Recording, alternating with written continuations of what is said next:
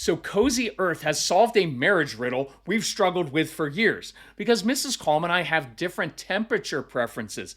But since we began sleeping under the heavenly softness of Cozy Earth bamboo sheets, we both have slept much better. Cozy Earth bamboo sheets and pajamas. They're luxurious, but they're also temperature regulating. So we're sleeping deeper and longer. And you can get 40% off with code CALM at CozyEarth.com. Mrs. Calm was also a little jealous of my brushed bamboo pullover because it is ridiculously comfortable and it's stylish. I'm wearing it right now. So you can pair it with jeans and look great instead of frumpy. So I ordered her favorite color. I hung it on her side of the closet as a surprise. Major bonus points for me.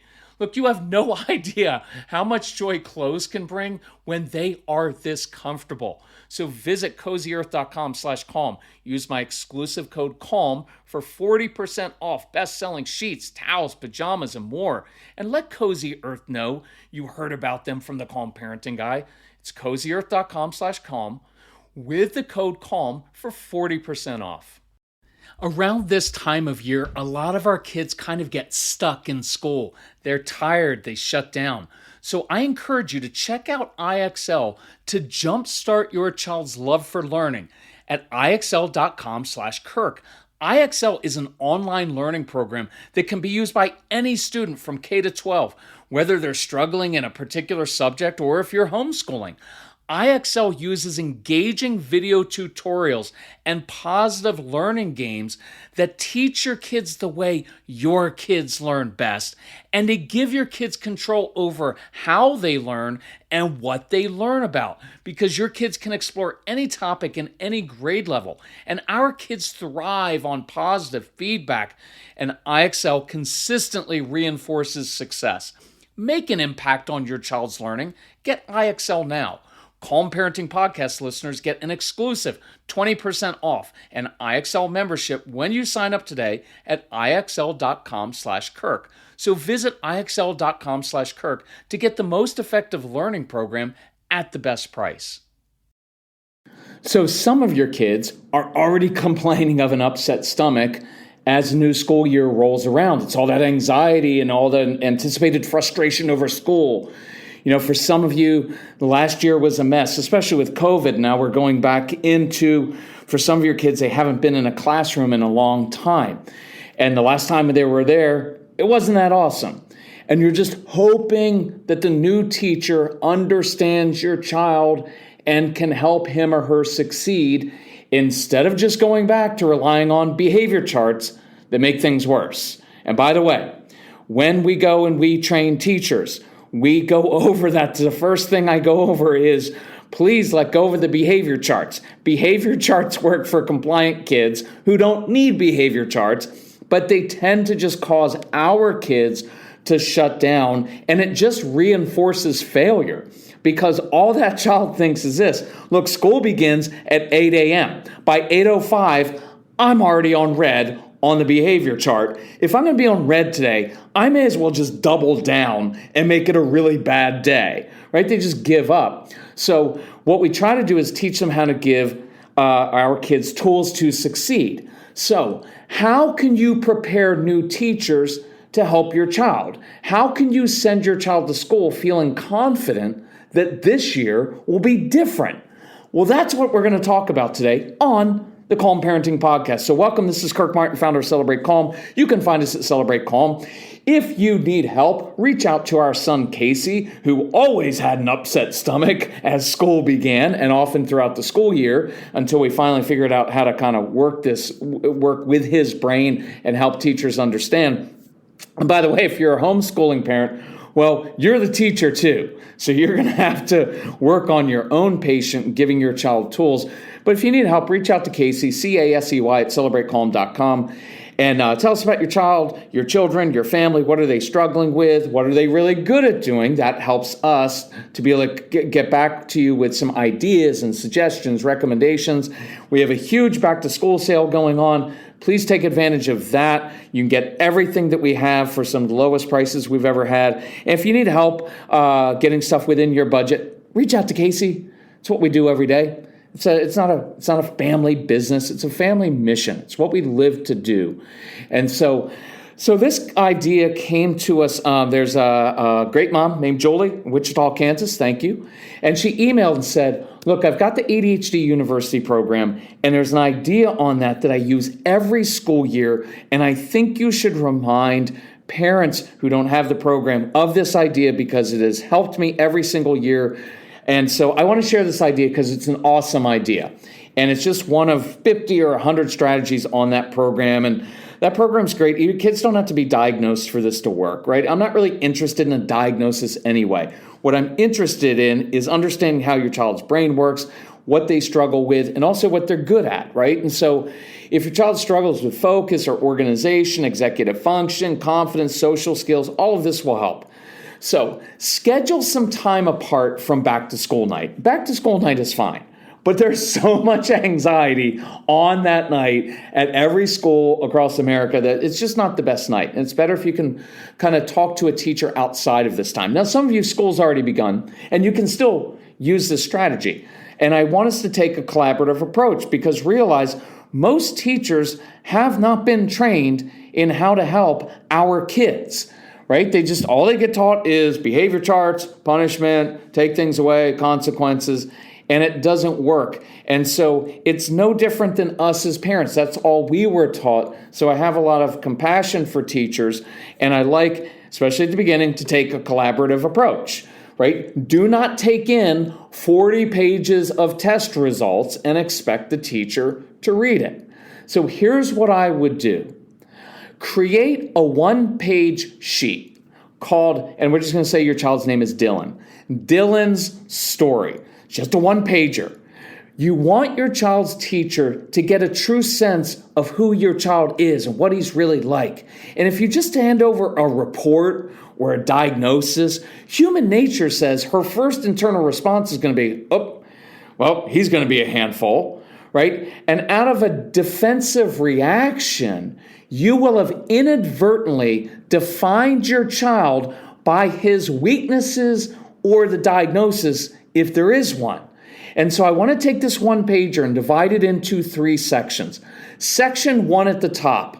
What are Dylan's passions and interests in life? What is he curious about? What does he love doing? What excites and motivates him?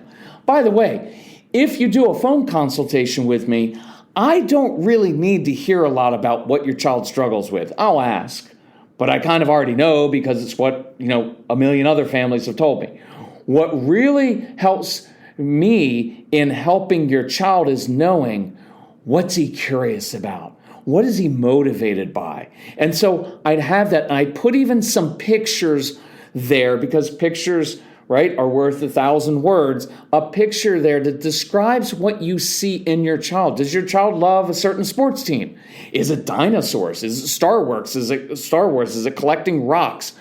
Right? Is he fascinated by history? Is he great at chess? Maybe he's a little inventor and makes things with his hands. Right? Show pictures of that cool Lego rocket ship that he built. You're giving the teacher ways to immediately connect with your child on the first day. So when the teacher asks who your child's favorite Star Wars character is, it will immediately relieve your child's anxiety because now they're forming a connection. And connection is, right? Connection breeds compliance. Connection reduces anxiety.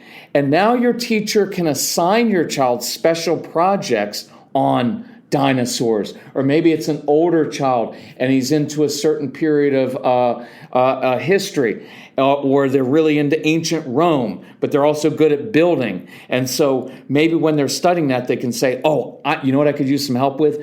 If you could build out of Legos or clay or whatever you want, a replica of a Roman Colosseum, oh man, that would really help me.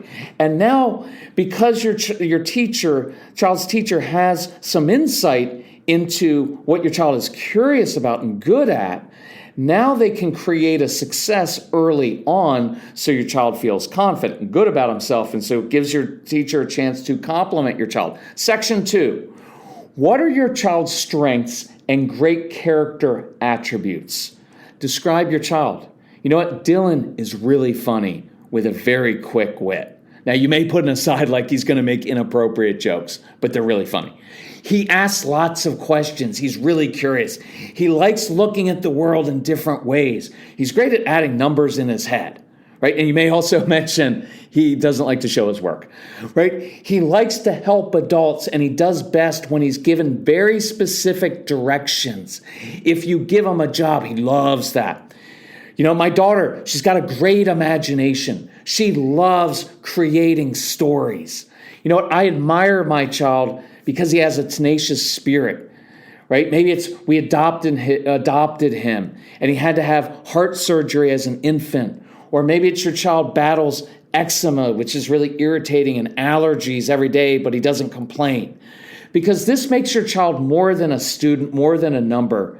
He's a child who's battled through some things. Maybe my child has dyslexia, but he battles through things. And I want the teacher to know that about my child. I want them to know some personal things, right? And also what they're really good at doing. And then section 3 at the bottom, not leading with it, are what are your child's struggles?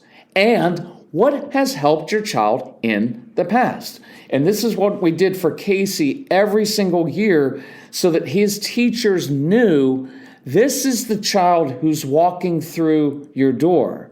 He's a unique child, and you're going to find certain things very lovable and charming about him. And he's going to ask, when he asks certain questions off topic, we want you to know it's not because he's rude, it's because he's a really curious kid, and he really loves asking hard questions. Right? So you've laid the foundation now. So list 3, 4, or 5 very specific struggles your child's going to have in class, right? Because you know that's going to happen. But don't stop there. For each struggle, give us specific concrete strategies you and perhaps past teachers have used with him in the past to create successes. You know what? Dylan struggles with anxiety. But when teachers give him very specific jobs to do right after lunch or at recess, it calms him and he really loves to help. You know, my daughter is a slow processor, but last year Mrs. Henderson allowed her to sit on the floor or underneath her desk to complete writing assignments, and she was so much more successful when she was allowed to do that. Dylan fidgets with his hands. So last year, we taped this little sensory strip thing underneath his desk. No one can see it, doesn't really make any noise, but improves his focus and concentration. So could I bring a few of these in so that other fidgety students can have this tool as well? You know, my child responds much better to positive affirmation than he or she does to consequences. So when Dylan does make a good choice, could you put a little check mark on a sheet of paper so that he can bring that home? Because that's much more motivating to him than getting red marks or sad faces. And I really look forward to working with you this year. See, you're not just dumping problems on the teacher. Look, here's my child's diagnosis and here's his testing. Good luck. No, you're equipping the teacher with practical ways to help. Right? And you may also let the teacher know all the ways you're helping your child with tutoring, with occupational therapy, stuff that you're doing at home, right? So the teacher knows you're engaged, you're invested, and you're not just expecting the teacher to work miracles. And throughout the school year, you can refer to your cheat sheet when asking, hey, listen, I know you've mentioned that he's struggling in this area. Have you tried the sensory strip? Have you given him a very specific job, right? And you can update this sheet with new strategies that you keep learning. And that way you're staying engaged with the teacher and you're collaborating and you're problem solving. You're not letting the conversation and the narrative go to, your child is very disruptive and a bad child, and we just need to have a conference to talk about what's the consequence, what are you going to do at home? By the way, this just triggered a thought. So let's geek out together for a minute over gut health because I'm really into this. I just learned that prebiotics are the food that help fuel the growth of healthy bacteria, the probiotics, in your gut. So you have to have both. And that's why AG1 helps my digestion, calms my stomach, and keeps me regular. Look, I've loved my morning AG1 routine for years, long before AG1 became a wonderful partner to the podcast. It's a quick, easy win because I start my day with 75 vitamins, probiotics, prebiotics, and whole food sourced ingredients. I just don't have that stomach distress anymore, where that bloating, that kind of interferes with your day and puts you on edge. Plus, my weight is down. I've got energy for this hiking season. I'm drinking my AG1 right now while I'm recording this, and I think you should as well. AG1 is offering new subscribers a free $76 gift when you sign up. You'll get a welcome kit, a bottle of D3 and K2, which I love, and 5 free travel packs in your first box. So check out drinkag1.com/calm to get this offer. That's drinkag1.com/calm to be kind to your gut. Thought to me about something that I recommend. I think it's important at times to separate school and home life. So when your child comes home and they got a note from school of like your child is struggling in school, I don't think that you should directly address that with a consequence at home, right? Let school stay at school. And let there be a consequence if there needs to be. You know that I favor putting 85% of our energy into giving kids tools instead of just consequences. But now it's like, okay, so all day at school I struggled, and now I don't get to go to recess or on the class field trip, and now at home I'm also in trouble, and I lost my privileges there. Right? It's like your spouse coming home from work, and she got a sad face at work, and you're like, seriously, honey, another sad face from your boss?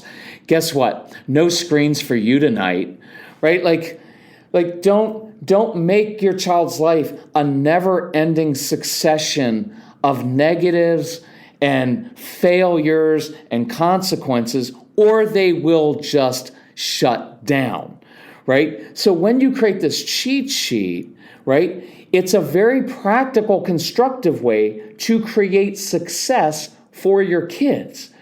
And what I want you to know is it is nearly impossible to rebuild a child's confidence. It's not impossible, but it's hard.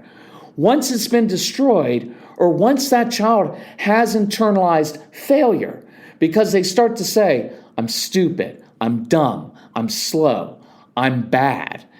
And you have an opportunity now at the beginning of this school year to prevent a lot of the battles, the tears, and those wounded, crushed spirits. So before school begins, let's set our kids up for success, right? And so we're going to create lots of tools. And I encourage you, look, you're not going to send your kids to school without a backpack and pencils and lunch.